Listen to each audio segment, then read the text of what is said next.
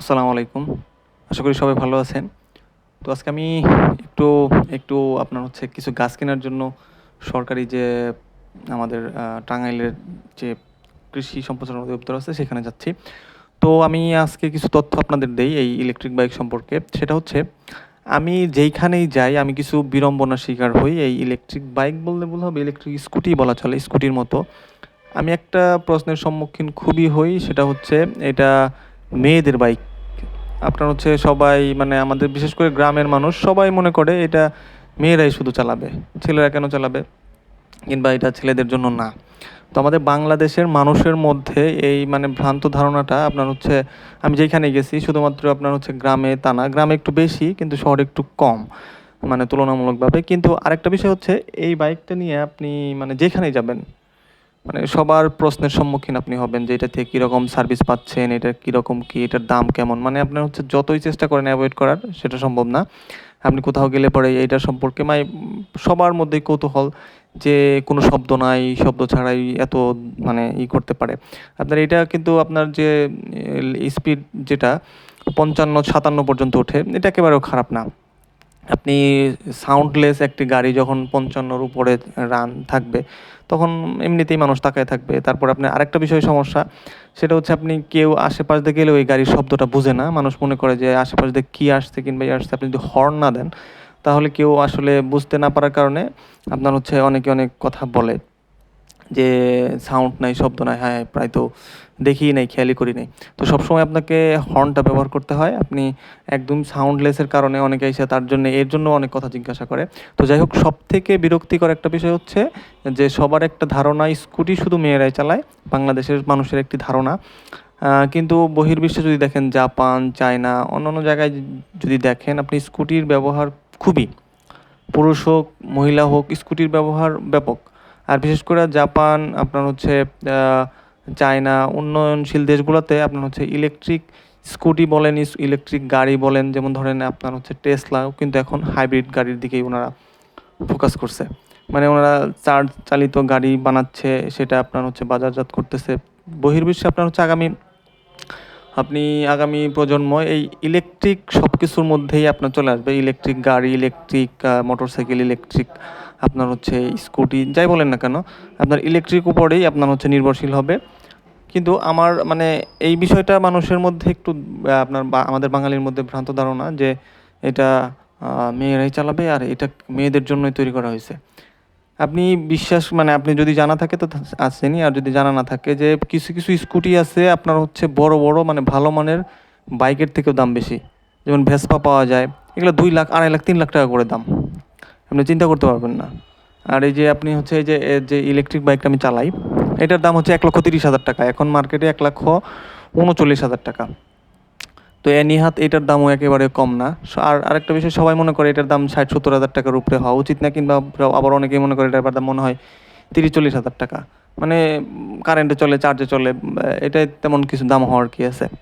এই যে মানে এইসব ধারণা, আসলে এইটা ধারণা থাকার মূল কারণ হচ্ছে আমাদের সমাজে, আমাদের মানে আমাদের বাংলাদেশে মানুষের মধ্যে ওই আপনার হচ্ছে 2-1টা স্কুটি যেই চালায় দেখে যে মহিলারা চালায় করে। এই কারণে আর কি মানে আপনার সবার মধ্যে একটি ধারণা আছে। এর জন্যে আপনার এই কথাগুলো খুবই শুনতে হয়।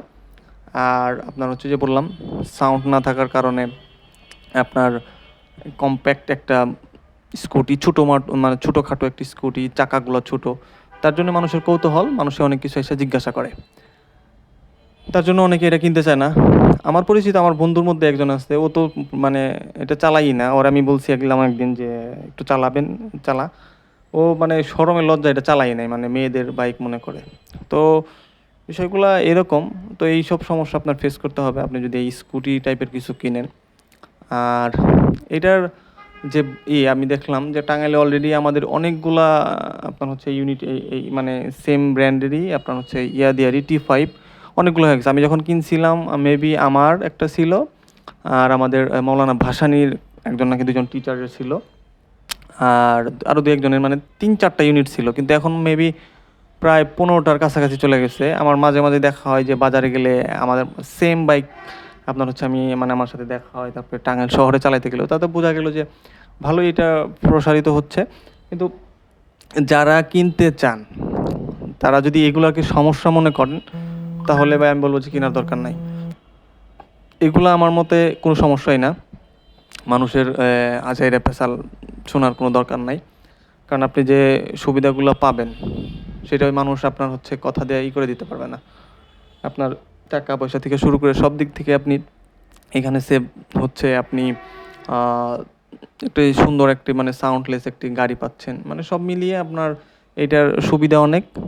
ছোটোখাটো অসুবিধা ছাড়া, ছোটোখাটো বলতে আপনার হচ্ছে এইটার সমস্যা না, আমরা যে আপনার তেলের বাইক চালাই সেটার থেকে যে আপনার কিছু কিছু লিমিটেশন এইটাই। তাছাড়া আপনার এইটাই আপনি টোটালি আপনি বেনিফিট পাবেন যদি না এটা লং টার্ম একটা সার্ভিস নিতে পারেন।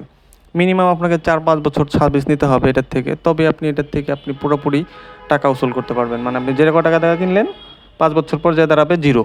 সুতরাং তখন আপনি এটা চালান আর না চালান ফেলে দেন, কোনো সমস্যা নেই।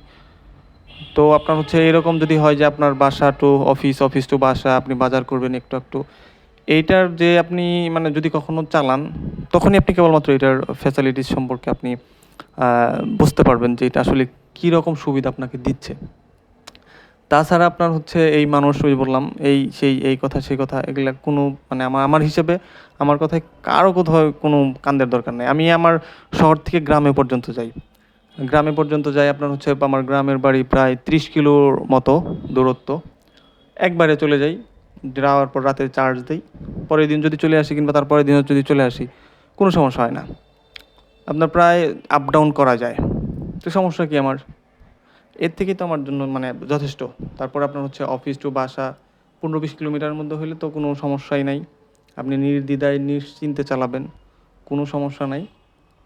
আর ওই যে বললাম সেফটি, আপনি আমার গত ভিডিওতে আমি বলছি সেফটি বিষয়টা এখানে খুবই আপনার হচ্ছে এইভাবে করা যে আপনি ওই যে বললাম যে স্পিড লিমিট আছে 55-57, আপনি এর বেশি চালাইতে পারবেন না, এর বেশি স্পিড হবে না, এবং কি গাড়িটা একটু হালকা আছে তার কারণে আপনি খুবই সহজে ব্যালেন্স করতে পারবেন। এবং কি আপনার যদি মুরব্বি কেউ থাকে, মুরব্বি কিংবা আপনার হচ্ছে একটু বয়সোর্ধ্ব যারা আপনার 50-এর উপরে, তারাও খুব ইজিলি এই গাড়িটি আপনার হচ্ছে হ্যান্ডেল করতে পারবে। এখানে আপনার হচ্ছে ওই গিয়ার শিফটিংয়ের কোনো ঝামেলা নাই, আপনার হচ্ছে ওই স্টার্ট দেওয়ার কোনো ঝামেলা নাই, চাবি দিবে আর জাস্ট চালাবে। তো এই যে সুবিধাগুলা এগুলো আপনি আপনি তেলের বাইকে পাবেন না। তো কে কি বলল, কে কি বলল না, আপনার হচ্ছে এটা আপনি অনেকেই চিন্তা ভাবনা করতেছেন যে এটা তো মেয়েরা চালায় এইটা সেটা, বা এইরকম চিন্তা ভাবনা যদি থাকে তাহলে আপনার কেনার দরকার নাই, তাহলে আপনি হইতেছে এটা কিনে ফালে রাখতে হবে।